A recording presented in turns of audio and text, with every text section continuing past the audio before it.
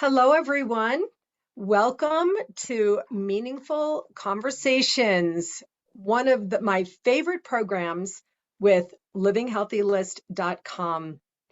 My name is Susan Axelrod. I am the Confidence Coach. I am the moderator for today's conversation, the topic of which is resilient health. My dear friend Cornelia Stephanie often says, your health is your wealth. And I couldn't agree more. I honestly cannot think of a more important topic than how we want to be, can be, and must be resilient in our own physical health. Personally, in my own enlightenment journey, and part of the way I became the confidence coach is that I began to focus on my physical health many, many years ago. So many years ago, I can't even remember, but I was in my 30s. And that led to my spiritual awakening and opening the energetic pathways for me to be really more in my intuitive space. So I really am delighted to be having this conversation with you all today. Meaningful conversations. Why are they important? This program is offered to encourage actual conversation between and among people. Sometimes today we get stopped, we get stuck, and we get blocked from actually having conversation. And so today we're bringing you some experts and we will be engaging. And with the guests who are with us today, we invite you to engage and participate in this meaningful conversation as well. I am going to go around the room and introduce the panelists now, and they will each have just a minute or so to just do a brief introduction of themselves. Tom Petty, hello, friend. I'm happy to see Hello. you. Welcome to Good morning. today's meaningful conversation. Tell us about yourself. Thanks. And yeah, hi, everybody. I am Tom Petty. I'm not that guy. You don't want to hear me sing. So I look a little different during the daytime is what I tell people. But yeah, I'm Tom Petty. I'm the psoriasis guy. So you can find me on Instagram and other places as the psoriasis guy. I teach people who have psoriasis how to heal themselves naturally and get off the toxic medications that a lot of the medical community is offering us.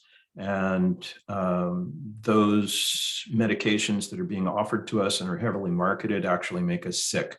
So I figured out how to heal myself after 50 years of misery. And that's what I do, is teach other people to do the same thing.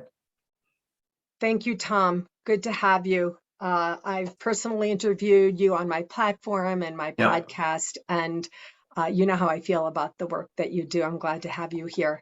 thanks. Elizabeth Sherman, welcome to Meaningful Conversations. Just a minute on who you are and what you do.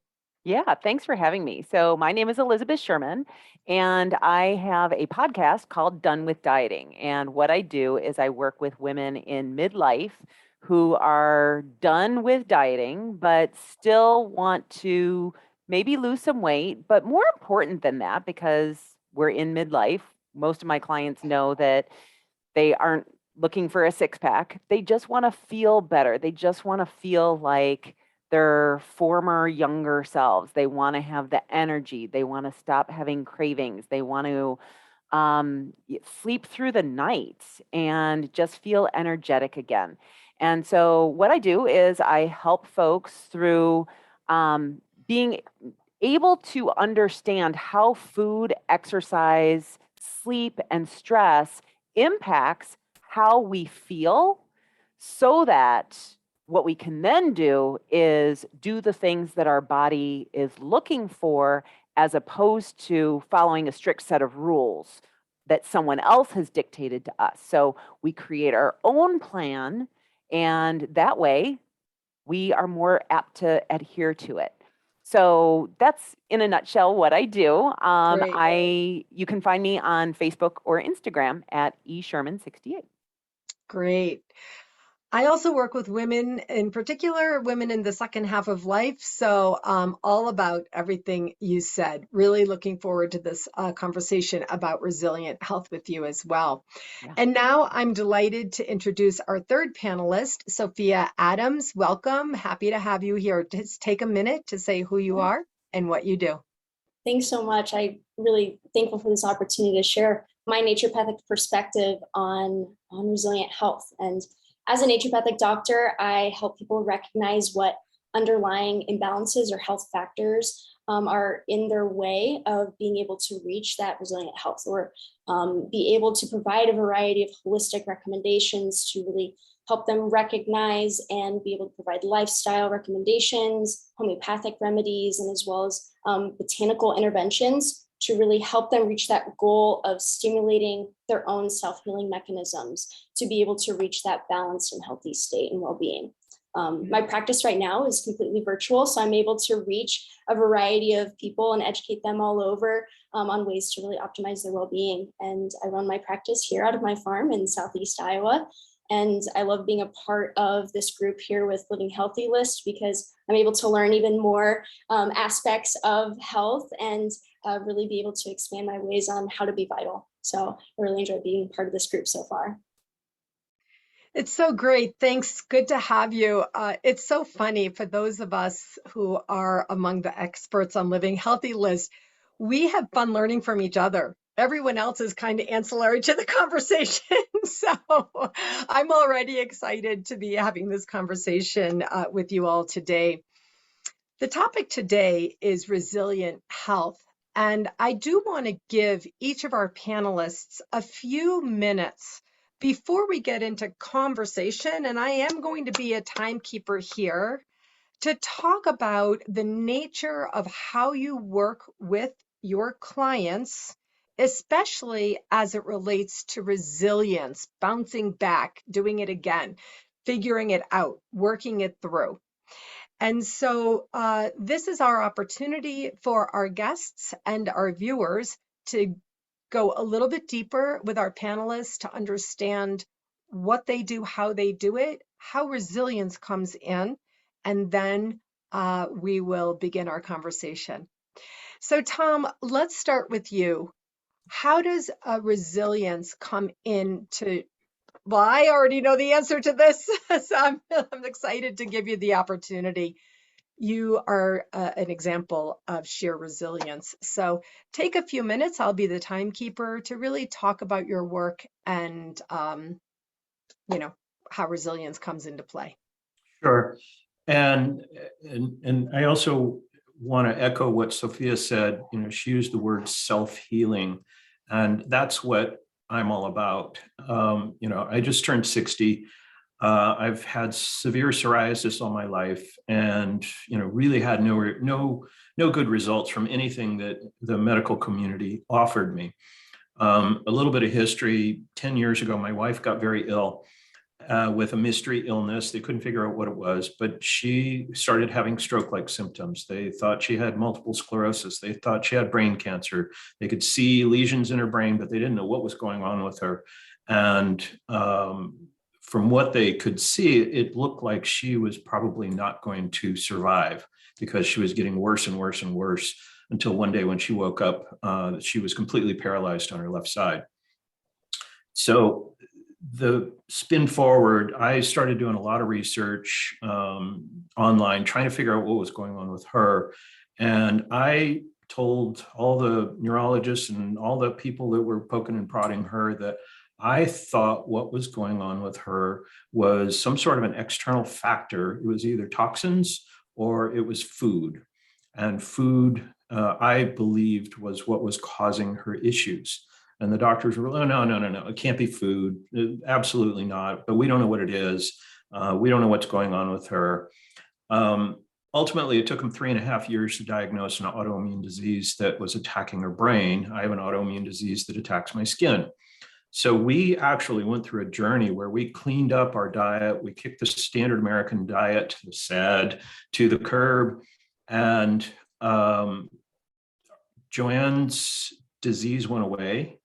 She has continued to improve over the last 10 years. She was in a wheelchair. She was using a walker later. She was using a cane later. Now she doesn't use any walking aids.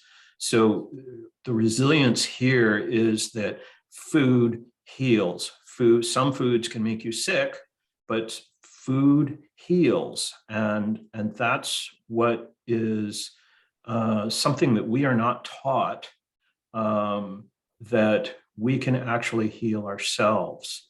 And, Hippocrates a couple thousand years ago is let food be thy medicine and medicine be thy food. He was absolutely right. It's food is what can heal a lot of diseases. And that's what resilience means to me. Oh my gosh, I just wrote down, Tom, food heals. What could be more simple than that? Yeah.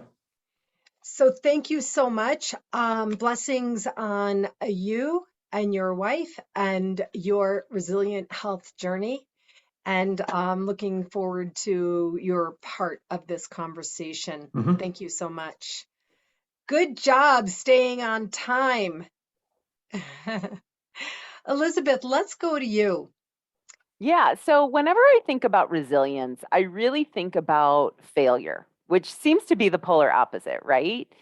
But when I think about failure, what happens is we aren't resilient because we make the failure mean that we are failures or that we aren't meant to be doing whatever the thing is. And so one of the things that I teach my clients a lot, and I'll probably be writing for in the Living Healthy list, is the idea is that the quicker we can move through a failure and move on, the more resilient we can be, the more successful we can be. And so when we think about women, or women is the population that I serve, that we feel like we always have to be perfect. And there's no place for perfection and failure in the same place. But whenever we're trying to be healthier, whenever we're trying to do something new, we have to be a beginner.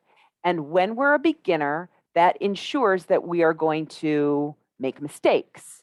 And so what happens is for many of my clients, they have this idea that they need to be perfect in order to achieve a result. And for most people, what happens is we aren't perfect. We are human beings. And so the more we can do, well, not expect perfection from ourselves and do the best that we can and learn from it so that we can do better next time. How did I do on my time? Fantastic. I was just writing a note. By the way, if I'm looking down, it's not that I'm not paying attention. I'm writing notes. As I said at the beginning, I'm here to learn. It's so great. So I wrote down, Elizabeth, interesting points. For sure, adults, starting something new, we're taught to succeed. So when we start something new, a failure sort of feels like not an option, but we fail. And so I love that. Thank you so much. That was fun, but I'm not in the conversation point yet. So let me zip it for We'll a come second. back to that. We'll come back to that. Okay, so Sophia, welcome. Yes. So I believe resiliency really is a potential that we all possess. It just takes, I think, awareness and willpower to really get to that balanced state. As a naturopath, I believe that we are self-regulating beings, almost like in a homeodynamic state. I hate to say homeostasis because I think we are just always kind of on that teeter-totter going back and forth. And so I believe that if we are aware of the determinants of our health that are out of balance, like we've kind of talked about already today, those areas of our health, we're then able to recognize when we are more susceptible to then get out of that resiliency state and recognize what triggers are then going to be able to really overcome. And then our resiliency will be higher when we're able to then bring that self-awareness to tap into ourselves to then be able to overcome. So if we don't, like Tom said, if we don't recognize those foods, if we don't recognize our environment, if we don't recognize, our minds being in that balanced state, then we'll have a more difficult time being resilient. The stressors and the triggers that are then going to come our way are going to be more harder to overcome. So I know in naturopathic medicine, we have over 40 different health determinants that impact our health. And so it really is my job to really help people identify those and bring my clients that that perspective, that health change perspective, and be able to then help strategize a plan with them to overcome. So I know if you're in a certain situation that puts you in a vulnerable position, then our vital force, that self-healing mechanism, like Tom said too, is going to be working harder and harder to then compensate. Oh, wow. Okay. I have a lot to say here, but I'm only moderating, not speaking. So before I continue, I want to remind our guests that before we end, I'm going to be inviting you to offer a couple of tips. And so you can have that in your mind. And I'll come back to that at the end. Sophia, okay, I just want to say one thing. I love everything about coming into conscious awareness. It's the first stage of my own coaching methodology, conscious awareness. So I want to welcome our guests today. I'm so delighted to see you. I know some of you well, and I don't know some of you. You're all welcome here. I want to ask you right away if there's anything that you've heard that has brought anything up for you in terms of your own resilient health. Any questions you have of our experts today, please unmute yourself and ask, or you can raise your hand and I'll call on you. Anyone?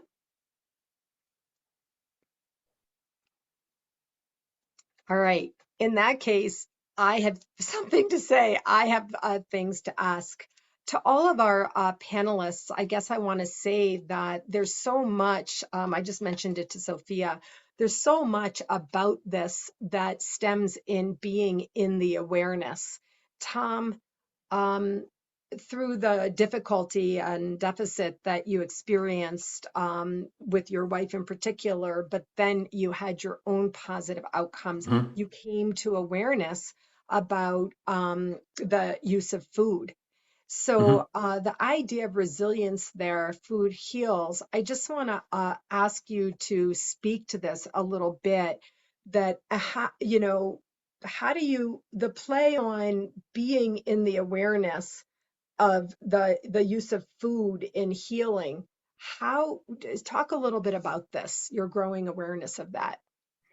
Well, yeah, I mean, it's been a very long journey, and it wasn't until I started doing a lot of research and a lot of reading from smarter people than I am.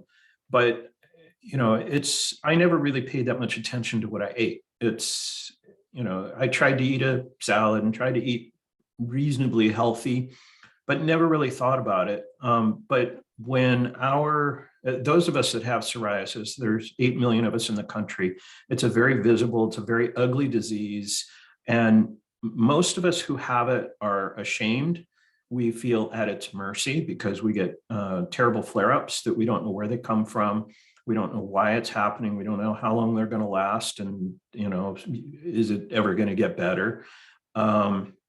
And so there's a real mental thing that's going on with us because we aren't in control of our own bodies. So it's very, very frustrating for us. And we just sort of learn to cope with it, just live with it. And really the medical community isn't telling us much different. It's like, sorry, you got psoriasis. It sucks. Deal with it.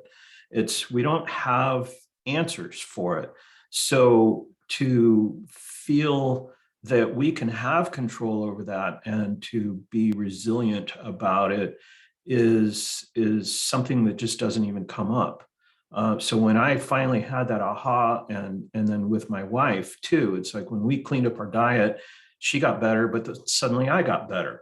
And it's like, wait a minute, what's going on here? My body changed because of what we were eating and what we weren't eating. That there really is hope. There really is hope that there is something that I have control over that is going to make a positive difference in my body.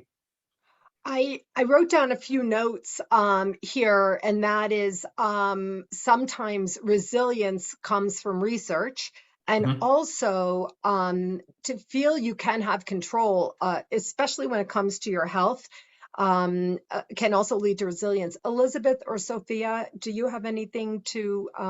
I see head shaking. Elizabeth, you're unmuted. Why don't you go first?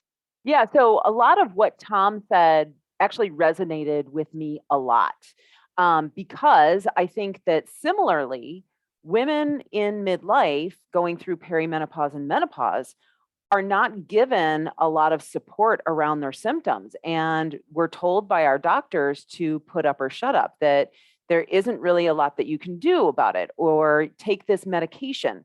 And quite honestly, there is a lot that we can do as far as lifestyle factors go, in terms of exercise, sleep, stress management, and eating, that all contribute to how our body responds. So all of those inputs, our body will have a hormonal response to it.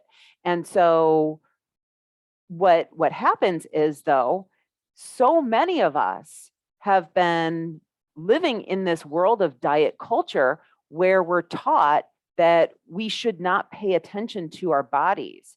Like, how many women did fen-phen and HCG and that, remember that Olestra diet where you ate potato chips and like it was supposed to process the fat out of it? Like, we knew that that wasn't good for us, yet we denied our own knowing in lieu of what, like, science was telling us that we should be doing, right?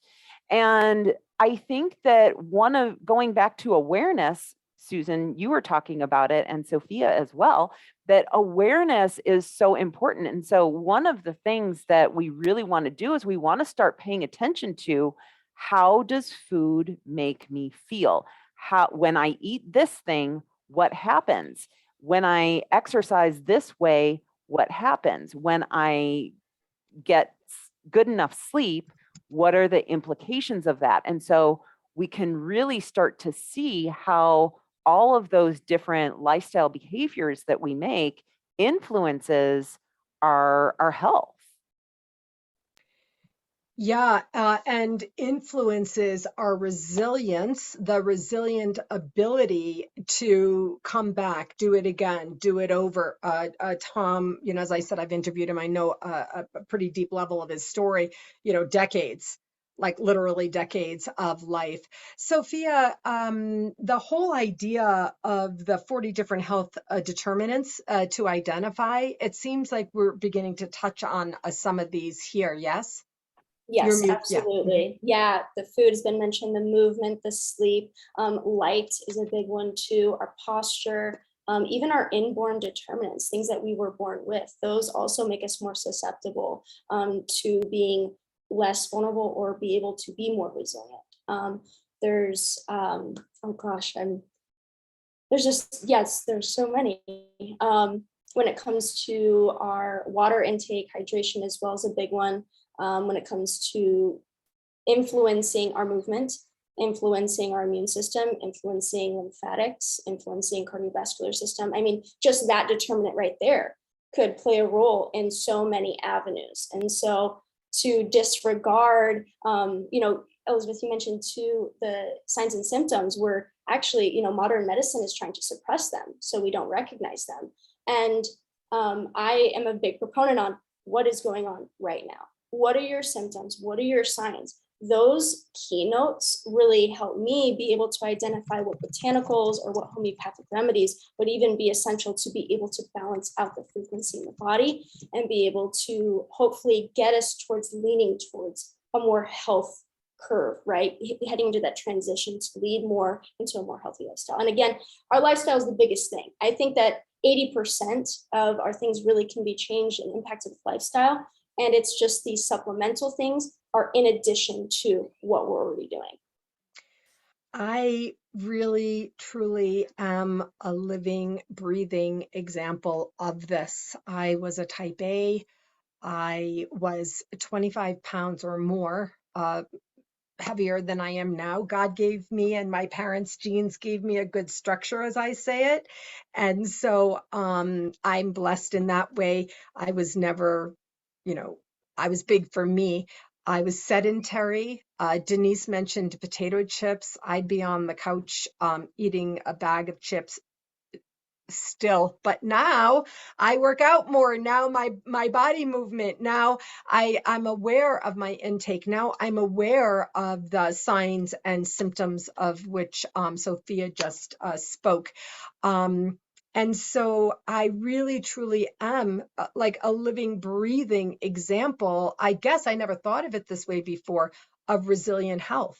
I never thought of it in those terms. So thank you, Living Healthy, Liz, for this meaningful conversation. Again, I want to invite our guests, if anybody has any questions, raise your hand, participate in the conversation. What do you struggle with? What does resilience mean for you in your own health? What is resonating here with you today? If you're viewing this video by recording, please type in #replay. And by all means, add your questions, add your comments. We must discuss. So hold on, I have to go look at my notes. I've taken so many notes. Elizabeth, the whole thing on Done with Dieting, the whole thing on, I wrote it down when you said that, that things are in your control versus out of your control information. I feel like it's a little bit perpetrated on us. You know, sometimes in your case, you work with women. Sometimes as women, we feel not believed, etc. So I feel like that's a really important thing. All of us are talking about what's in our control and how can you get healthier if you don't get in control, right? Yeah. So control is actually, we think that we have control.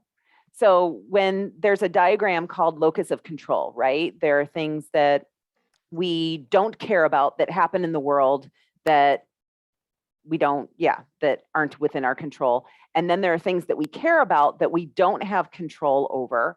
There are things that we care about that we have influence over. And then there are things that we have control over. When we think about control, we really don't have control over a lot. The things that we have control over are our thoughts, our feelings, and our responses. Everything else we don't have control over. We might be able to influence it. So we don't even necessarily have 100% control over what we eat or our health or like how we exercise or all of those things. We really only have influence over those things. And what I mean by that is, like, I can go to a party and think that I have control over my eating, but what happens when none of the foods there are within my diet? Yeah, I can bring the foods with me, but so we don't have 100% control over those things. But we really want to exert influence when we can. And I think that that goes back to resilience, is not then on the other side of it, beating ourselves up for not being perfect. So not beating ourselves up and saying, wow, you really screwed everything up. So now we may as well just eat everything in the house. No, you can always do, I don't want to say do better, but it all adds up. Come right? back. You can always, well, either come back or go forward. It's like, I have a big grin because my coaching, my confidence coaching is, I call it 100% in your control. I love the synergy of the experts on the livinghealthylist.com because there's so much basis and deliciousness in the synergy of our messages, our work, and our impact. So Elizabeth, to your point, you mentioned earlier the idea about failure, being the opposite of resilience. But as we learn in meditation, bring the puppy back, right? Bring the puppy back. So to your point, the trial and error, the failure isn't really failure. It's just now. It's just what's happening now. Some of us talked about eating potato chips. It's like, well, you could say I'm never going to eat potato chips again, but maybe that's not exactly realistic. To your point, I wrote down thoughts, feeling, and responses. as you just said, these are the things that are really in our control. So Sophia, I was looking at my notes again, and I had circled self-regulating. You had talked about the idea that the basis is self-regulating. I feel like that's coming into play here. Yes, I think that Samuel Hahnemann, the father of homeopathy, really worded this really well. He said that we have this dynamic force, and he called it the vital force. We all possess it, we all have it, we just need to be able to tap into it. And he just really was able to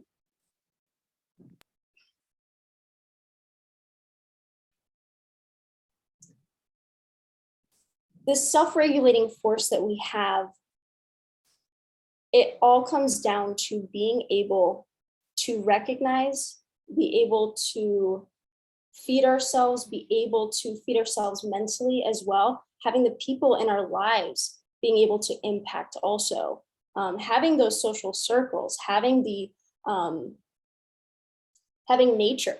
Nature has these biophoton frequencies that are able to help enhance our self-regulating mechanisms. And this dynamic force that he mentioned, when we don't have that vitality, we die, we decay. And so we need to nourish it to be able to thrive. And I think that's really a big part of his focus and his idea on that self-regulating mechanism. Thank you so much. Kimberly has her hand up. Kimberly, sorry, I have lots to say in response to Sophia, but I want to call on you. So please go ahead. Yeah, I was just going to mention, you know, a lot of times I think we talk about resilience, but we don't talk about grace. And we can't have resilience without grace, and we can't have grace without resilience. And I like to think of resilience as being the act of doing. So it's the physical, it's the strength, it's the masculine energy, it's the force that we have against or with something. Whereas grace is really the being. It's the feminine side of it. And so we want to beat ourselves up. We want to be in resilience to what we've done or what we haven't done, the choices that we've made or we haven't made. And that's fine. We can be in resilience.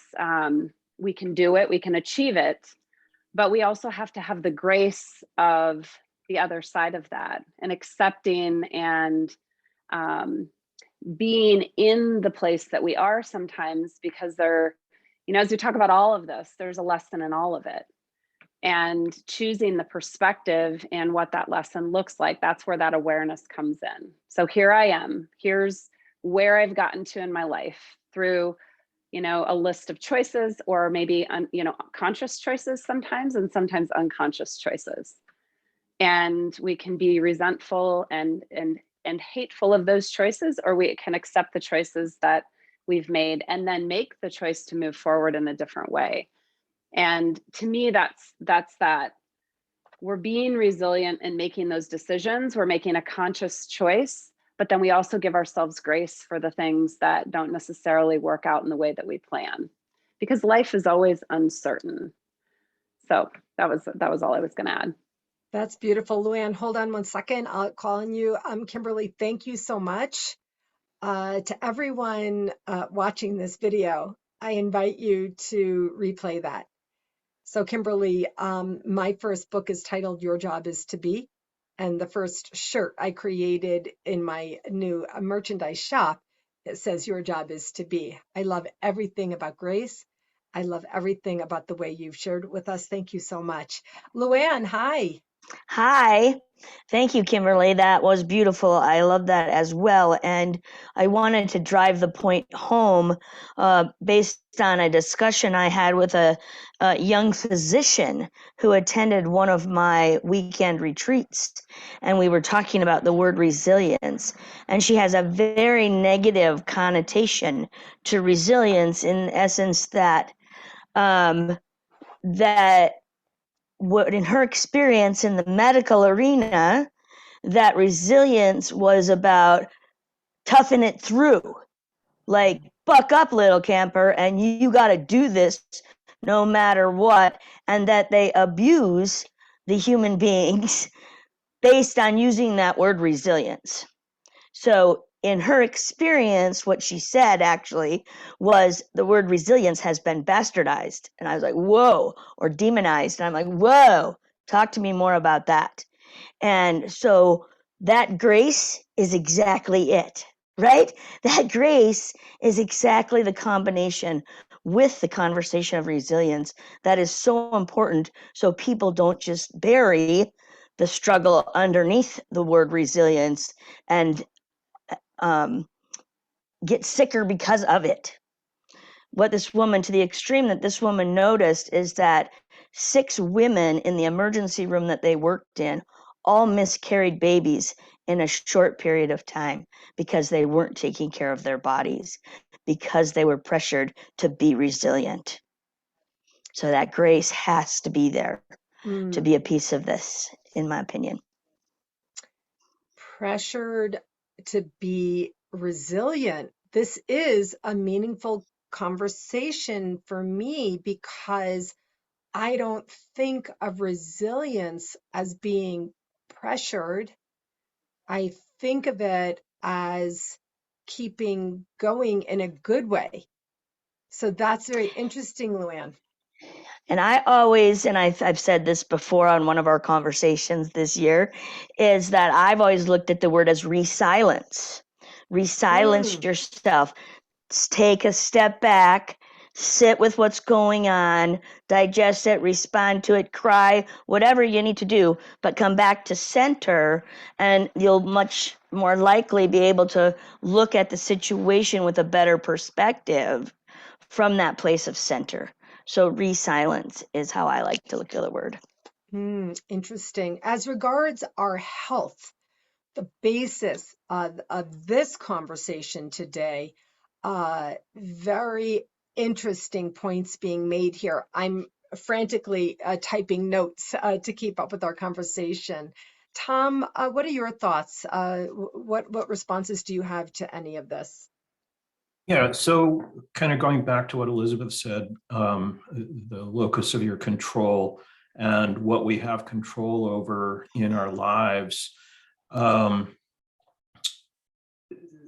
think one of the things that's really frustrating is that we get such mixed messages about what's healthy. You know, I talk about how my shopping habits have drastically changed because the 90% of the grocery store, I don't go down those aisles, you know, but those aisles are the ones that are screaming, oh, this is healthy. This is healthy. You know, get a box of Cheerios because that's healthy. And the louder that foods scream that they're healthy, the less healthy they are. You know, an apple doesn't scream I'm healthy. It just is. So it's the foods that are screaming the healthy. And you were talking about diets earlier too. I think one of the stupidest diets that's ever been shoved down our throats is the low fat craze. It's a horrible diet because it drives eating carbs.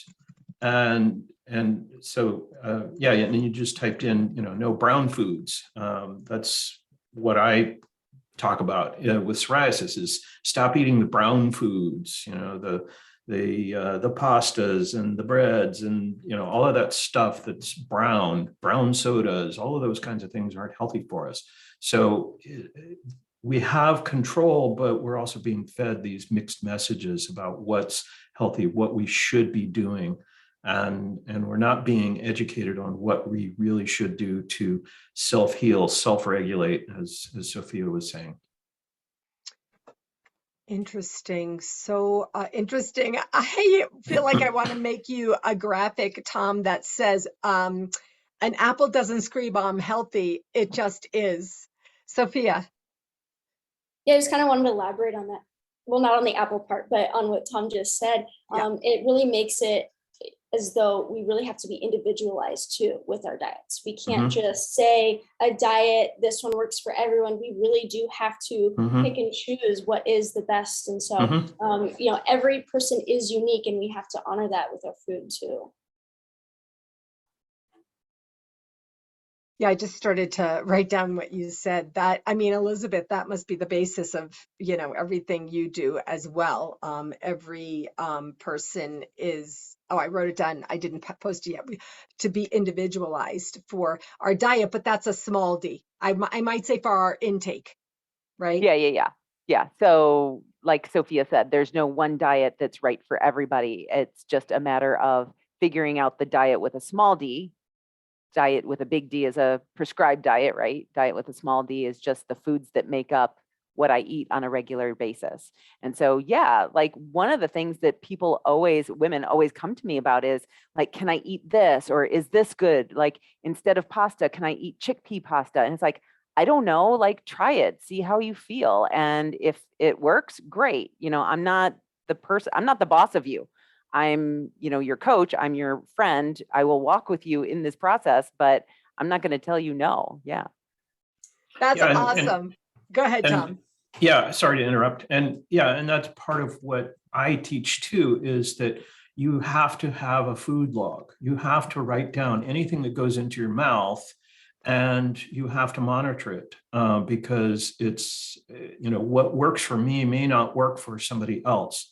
And so you have to keep track of it, which is hard because, it's like, what did you have for breakfast last month? I don't know. But you have to keep track of it so that you can figure out, oh, I shouldn't have eaten that because now I've got consequences that I don't like. And so I need to figure that out. We're talking about food here. And also, I have learned so much in my conversations with Tom. And of course, we are, in fact, if there's one thing we do every day, it's eat, and some of us all day. But per what Tom just said, and what we're talking about here, Elizabeth, as well, exercise, it's the same. Everything doesn't work the same way for every person. And so we're talking about being in conscious awareness. We're talking, I wrote down, Elizabeth, you're the boss of you. I say that all the time in my work. You're in charge, you're in charge, you're in charge. So I wrote down what you said, you're the boss of you, and I wrote down be in charge. And so, somebody running is really great, and somebody else running isn't really great. And so, to the point of resilience, Denise and I are also private messaging a conversation because this is so fun. The idea of resilience and how it is that you keep going forward. Denise, why don't you ask your question? Wait, you're muted still. I unraised my hand. I love this conversation because it's personal to each one of us. We're always in a different stage or phase of life. And I think what I've noticed in my life is, you kind of get through a phase. It seems like every 10 years there's a new phase. And as soon as you kind of figure it out, it changes. So what are some of the thoughts that our panel has? How do you stay resilient on this journey? Because it is, your health journey is through life. You don't just kind of figure it out and that's it. It does change. So how would you recommend for our listeners, those of us that are here today and those who are listening to the replay, what are some of the things that we can do to stay on top of the journey and to really stay committed? Well, Denise is moving us into the tips section. I also want to just note that Kimberly brought up the same idea, which is lasting change in the context of how do we get into and stay in lasting change? What underlies this? So why don't we do a few tips to the point of how do we be resilient? How do we come back or go forward? How do we get into lasting change? Elizabeth, why don't we start with you? Yeah, we've talked a lot about eating in this time together, but I want to illustrate a story about exercise that when I started exercising, I've gone through so many different phases. I was a bodybuilder, I was a runner, there was a time that I was doing yoga and I was all in. And I think when I was in each of those stages, I was like, I'm going to do this for the rest of my life. And when I look back at all of those different phases, what happened is I was kind of open to what could possibly come next. And why I think that that's important when we're talking about resilience is not being tied to that this is the right way for me forever. Like when I was doing heavy weightlifting, I thought that that was going to carry me until I was 80, because you know how you see on social media, like those older women who are 80 years old and they're lifting like really heavy weights. And I was like, that's going to be me. But what I found was that my joints, just my body didn't do well after that. My body wasn't resilient with the stress that I was putting on it. And so being open to the feedback, going back to awareness, being open to the feedback that your body is giving you and being willing to pivot and try something different and go from there and understand that what I found right now is probably guaranteed to change. You caught me. I'm typing. Be open to the feedback that your body is giving you. I love this. Thank you so much. Whoops.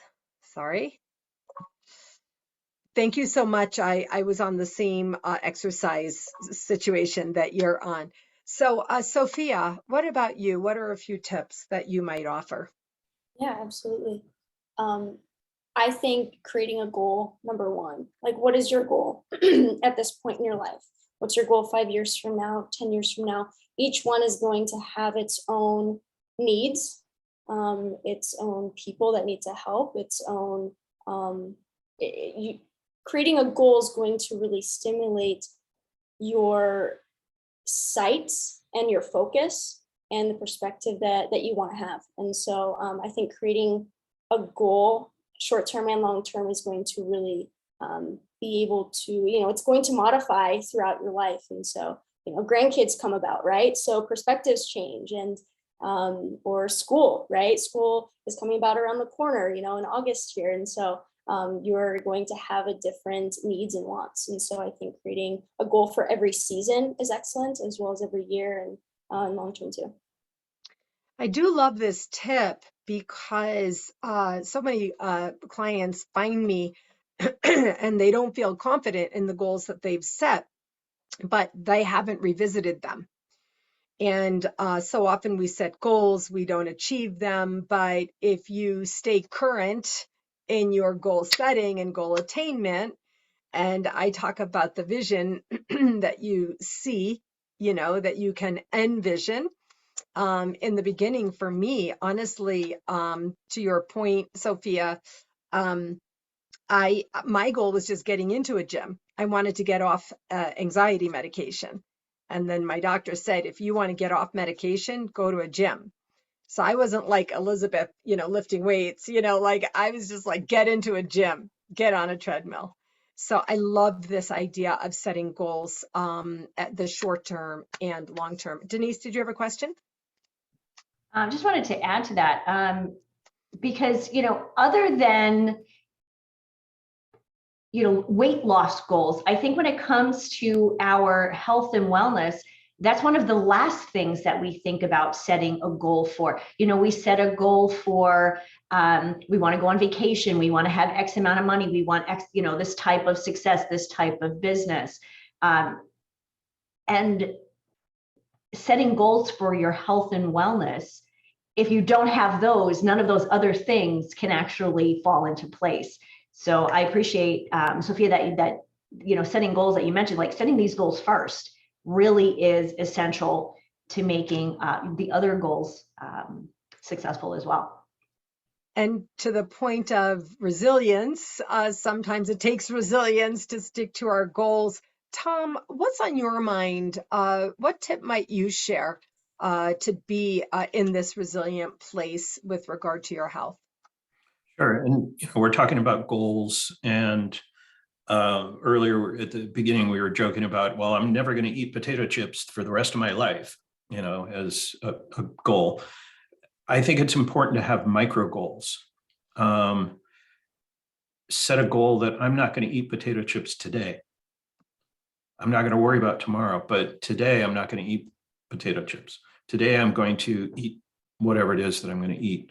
I've got a friend of mine who is a runner, and he had a goal to run every single day in a year. But he couldn't get there without saying, I'm going to get up, I'm going to get out of bed, I'm going to put on my running shoes, and I'm going to run today. And I'll worry about tomorrow. Is it raining out? Is it smoky out because of the fires and whatever? And he achieved that goal because of all the micro goals of doing that. He ran over 2,000 miles in 1 year. The guy's a machine. But and I tell my psoriasis clients too, it's like, okay, these are the things that you need to avoid eating. Just worry about today. Don't worry about tomorrow, but just manage it today. Manage it in this meal. Don't even worry about dinner. I'm not going to do that today in this meal. I'm really, really loving this important tip that really does lead to resilience.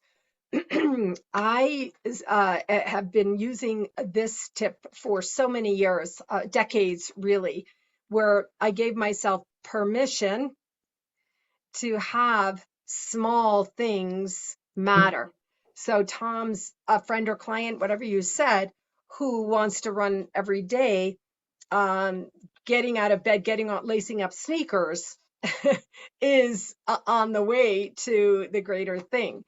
I set a goal to walk a 5K a day. I'm a walker. I have a dog multiple times, so 3.1 is no problem for me. But my timing, my health, my focus, my commitment, all these things that lead to our resilience really happens from what we all talked about earlier, which is mindset transformation. It's really coming into this conscious awareness. And so I'm absolutely, again, an example where I wake up each day with an intense desire to focus on my mental, emotional, physical, and spiritual well-being. And, sometimes I fail. Sometimes I fail, Elizabeth. You talked about failure earlier, but it is the goal, Sophia, that you talk about. Who do I want to be? How do I want to live? How important is my Denise health and wellness to me? And Tom, how do I get there? What are the steps along the way? I want to ask if there's any guests that have any more questions, any comments you'd like to make. I appreciate your being here, and I want to make sure we get you in. Lori, anything on your mind? Or Lori, hold on one second. Elizabeth, yes. Yeah, I just wanted to tie back to Denise's book. So in Denise's book, she talks about measuring from our progress. So that's another way that we can have resilience when it comes to goals. So instead of measuring progress to the goal, which we're figuring out, like we have this ideal and the goalpost always moves, we'll have better resilience if we measure backwards from where we started. And so I just wanted to tie that back to the Living Healthy list as well.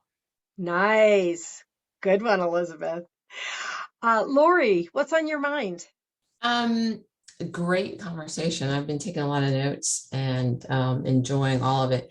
I question, because resiliency is based in energy, right? And I heard a lot of talk about the mind and the body and taking care of our health and wellness that way.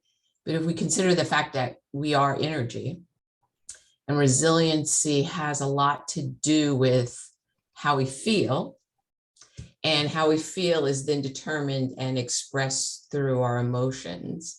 What are any tips that you might have in terms of how the care and feeding of our resilient soul and that embodies who we are in authenticity, but also drives everything? Because if I'm soul weary, resiliency is a non-starter for me, right? Because there's nothing I want to do. And so when I was hearing you talk about goal setting, which is that was kind of my mind too, right? If I want to be resilient, I need to be resilient for something. I need to, where's my carrot that is saying, this is why you need to get up and do this and that. So I was just curious about the energetic point of view in terms of how we can be more resilient in our hearts and souls. So it then is tied and carried to our thoughts, which will then carry into our physical resiliency. Thank you so much for this beautiful question. The basis of my confidence coaching is what I call soul connection. And so I'm very much, very deep in the work of exactly what you're talking about. And also full disclosure, as a human, I'm also very deep into how you work through the resistance of negative energy, some of which I happen to be experiencing right now, or resistant energy, to still resiliently move forth. Sophia, what are your thoughts about this? And by the way, for full disclosure, we have 4 minutes, so just want to keep us on track. Yes, I'll be short. I'll be brief. I love this question. I believe that you have to find the things that you enjoy doing. If you enjoy being outside and that's what recharges you, go do that. If what recharges you is going shopping, go shopping. Just find those things in your life that do really recharge your soul. And for me, I know it's right after this, I'm going to go outside and I'm going to sit in the sun. Like, that is what recharges me. And so just finding those things that you enjoy. If you enjoy being with your grandkids, if you enjoy cooking foods made from scratch, go do it. Wow, that was brief and awesome. I was still typing. Find the things you enjoy doing. When you are doing things that you enjoy, your soul is recharged.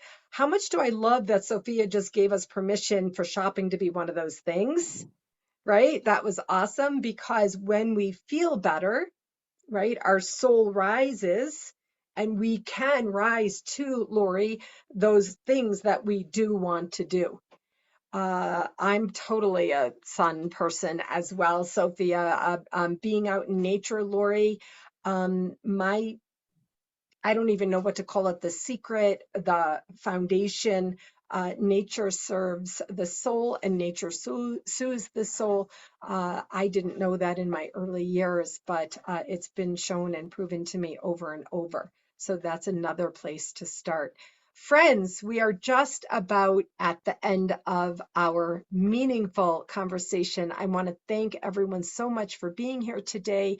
Thank you to the panelists. You can find all of us on livinghealthylist.com.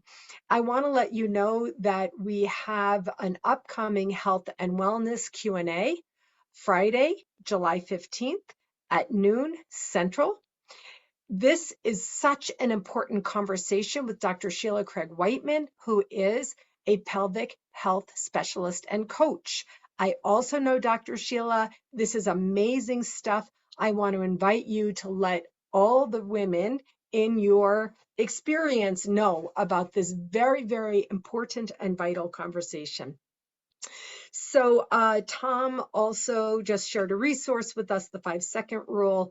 Thank you for that. It will stay in the comments. And I think we're done. We did it. To everyone, thank you again for joining us today. And we'll see you at the next meaningful conversation. Bye, everyone.